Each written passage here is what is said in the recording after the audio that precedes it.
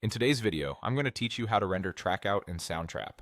If you've ever needed to send your project to a mixing engineer or move your song into another DAW, you've probably heard the term trackouts, also called stems. These are individual audio files for each track in your session: kick, snare, bass, vocals, so someone else can mix or process them independently. First, an important limitation to know.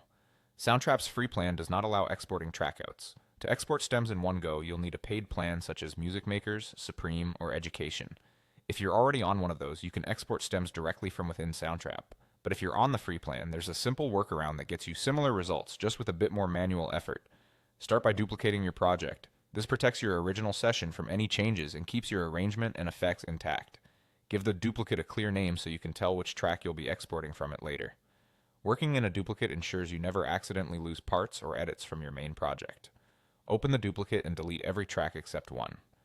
Keep only the track you want to export as its own file. Deleting the others in this duplicate guarantees the exported audio contains only the instrument or vocal you want, without bleed from other parts.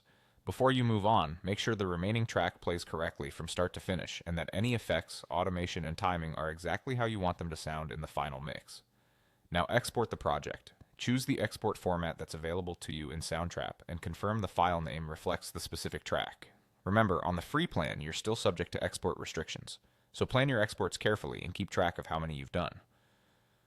Repeat this process for each track in your song. Go back to your original project, make a new duplicate, delete all tracks except the next one you need, then export again. Continue until you have a separate exported file for every track in your session. When you're done, you'll have a folder full of neatly labeled files that line up perfectly in any DAW. That's it. If you often need trackouts, consider upgrading to unlock true stem export and save time.